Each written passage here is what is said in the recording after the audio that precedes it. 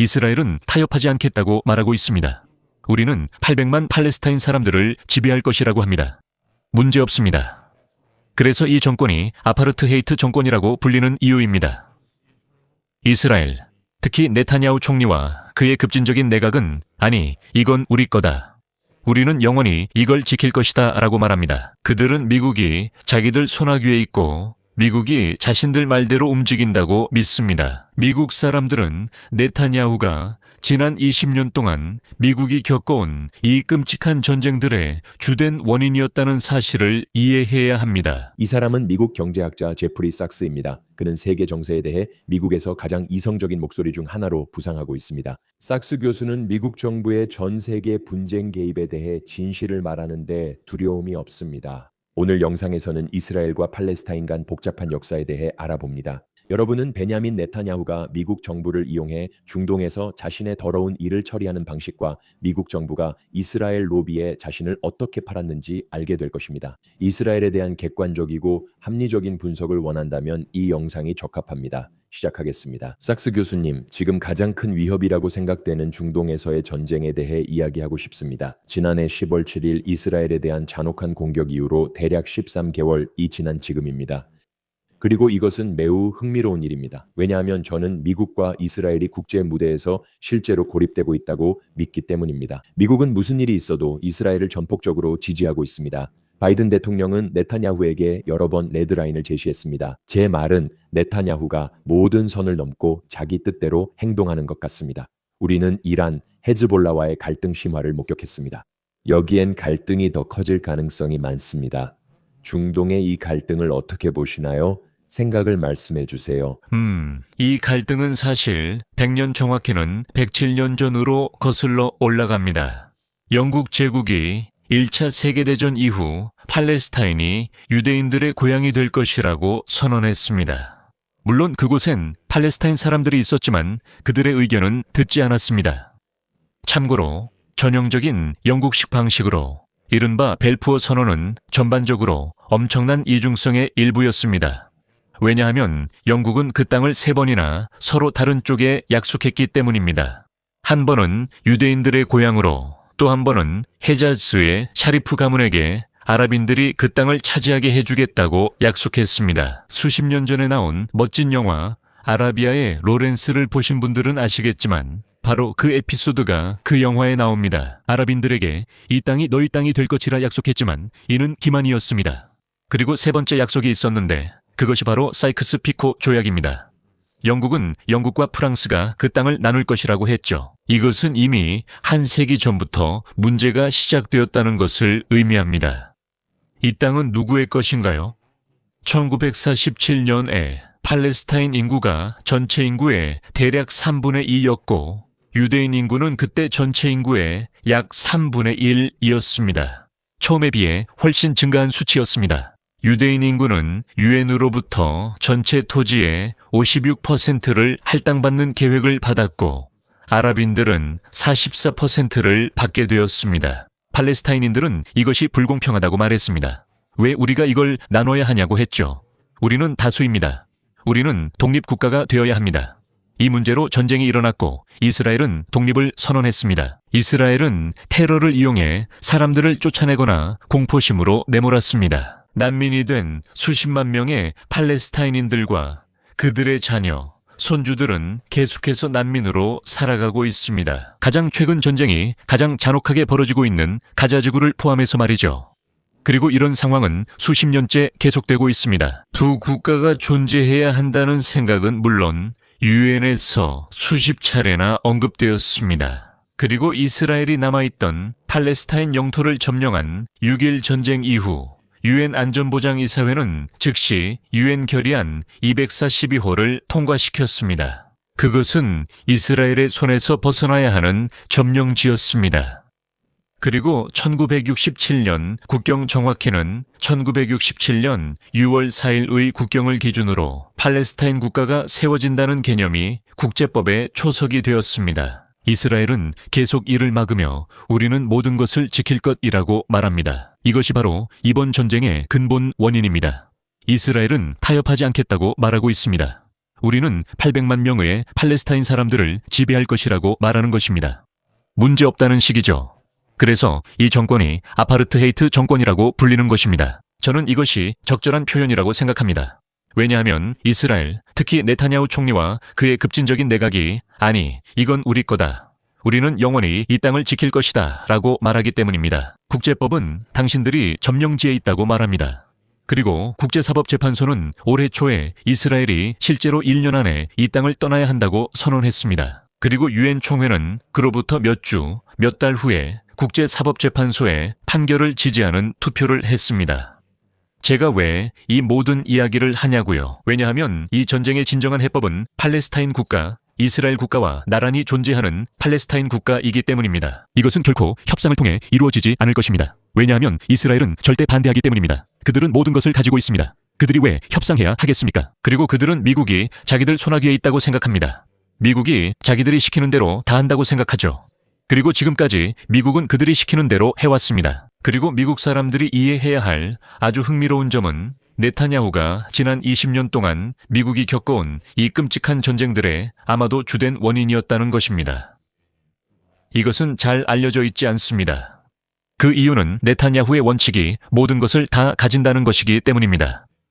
아랍 국가들은 이를 싫어하고 그들이 만족할 때까지 정권을 바꿔야 한다는 의미입니다. 우리는 사담 후세인을 전복시켜야 합니다.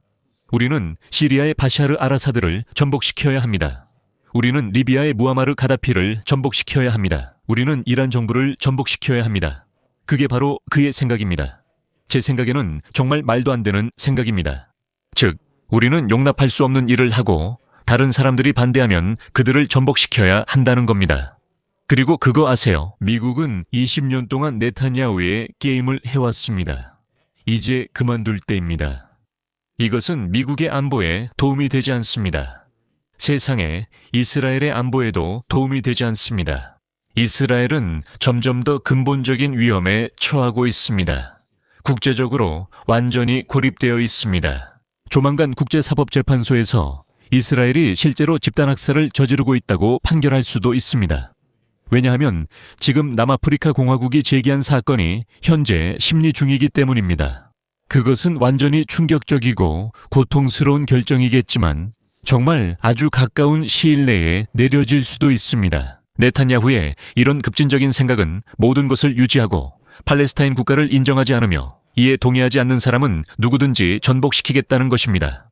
아니, 우리가 아니라 우리는 미국이 이에 동의하지 않는 정부를 전복시키게 만듭니다. 지금 이 상황이 바로 그 예입니다. 정말 미친 짓입니다. 이 전쟁은 즉시 끝낼 수 있습니다. 미국이 해야 할 일은 지난 봄 유엔 안전보장이사회에서 그랬던 것처럼 거부권을 행사하는 대신 팔레스타인을 유엔 194번째 회원국으로 인정하는 데 찬성표를 던지는 것입니다. 삭스 교수님, 이스라엘의 하마스 제거 목표에 대해 어떻게 보십니까? 아시다시피 그게 네타냐후의 목표라고 했습니다. 우리는 그들을 파괴할 것이다. 우리는 그들을 완전히 제거할 것이다. 그 목표를 밝힌 지 13개월, 이 지난 2024년 11월 현재 상황은 어떻습니까? 그 목표는 완전히 비현실적인 것인가요? 글쎄요. 그건 완전히 달성 불가능한 목표입니다. 하지만 주목할 점은 만약 우리가 하마스를 제거하고 그 다음에 팔레스타인 국가를 세울 것이다라는 입장이었다면 이 문제에 정치적인 해결책이 있다고 말할 수 있었을 겁니다. 하지만 이스라엘이 말하는 건 그게 아닙니다. 이스라엘은 하마스를 제거하고 팔레스타인 국가를 절대 세우지 않겠다고 말하고 있습니다. 그게 바로 속임수입니다. 그들은 하마스에만 집중하지만 평화로 가는 모든 길을 막고 있다는 사실에는 집중하지 않습니다. 그게 바로 이 문제의 핵심입니다. 네, 맞아요. 미국 의회에서 이 문제를 바라볼 때 그리고 AAPEC과 이스라엘 로비가 정치인들에게 얼마나 많은 자금을 지원하는지에 대해 어떻게 생각하세요? 제 말은 우리 모두 워싱턴 DC에서는 돈이 전부라는 걸 알잖아요. 선거 캠페인에는 수천만, 수억 달러가 필요하죠. 이스라엘이 우리를 산 건가요? 정치인들이 매수된 건가요? 이스라엘이 워싱턴 DC에서 영향력이 너무 큰가요? 물론 AIPH 의회를 매수한 건 사실이지만 그런데 이게 꽤 흥미롭습니다. AIPH는 올해 몇억 달러 정도를 쓰고 그 결과 이스라엘은 수백억 달러를 받게 됩니다. 그리고 그로 인해 미국은 수조 달러를 들여 전쟁에 나서게 됩니다. 다시 말해서 제가 우리 의회에서 정말 싫어하는 점 중 하나는 그들이 완전히 아무 대가도 없이 자신을 판다는 것입니다. 다시 말해서 그들은 미국의 외교 정책을 헐값에 팔아넘겼습니다. AIPH는 세계에서 가장 좋은 거래를 하고 있습니다. 그들은 수익을 100배, 1000배로 불립니다. 정말 말도 안 되는 일입니다. AIPH, 미국의 수조 달러 지출을 얻으려 수조 달러를 썼다면 그런 일은 없었을 겁니다. 하지만 그들은 아주 적은 돈을 쓰고도 수조 달러를 얻습니다. 그게 바로 그들의 방식이죠. 정말 놀라운 일입니다. 저는 정말 이해가 안 됩니다. 이 국회의원들이 미국의 외교 정책을 파는데 이렇게나 낮은 값을 매기다니요. 정말 좋은 통찰이에요. 제 말은 그게 제가 본 최고의 투자 수익률입니다. 몇백 몇억 달러를 써서 수조 달러를 얻는 거죠. 제 말은 그게 미국 정치 시스템의 슬픈 현실과 얼마나 부패했는지를 보여주는 거죠. 여러분, 제프리 삭스 교수님이 언론에서 들을 수 없는 놀라운 사실을 말씀하셨습니다. 우리 미국 정치인들은 정부를 헐값에 팔아넘겼고 평범한 미국 시민들은 아무런 통제권도 발언권도 그리고 워싱턴 내부의 부패에 영향을 미칠 진짜 기회도 없습니다. 이 모든 것은 미국의 이익에 완전히 반하는 일입니다. 다시 한번 말씀드리지만 이런 영상은 기존 언론에서는 찾아볼 수 없습니다. 하지만 여기 또 다른 저명한 인물, 전 미국 대통령 지미 카터가 있습니다. 그 역시 팔레스타인 사람들에 대한 우려를 표명했고 이스라엘의 행동이 반드시 바뀌어야 한다고 말했습니다. 지금 팔레스타인 사람들에게 그들의 영토에서 자행되고 있는 일은 점령 세력인 이스라엘에 의해 끔찍하게 벌어지고 있습니다. 그들은 팔레스타인 사람들의 기본 인권을 빼앗았습니다.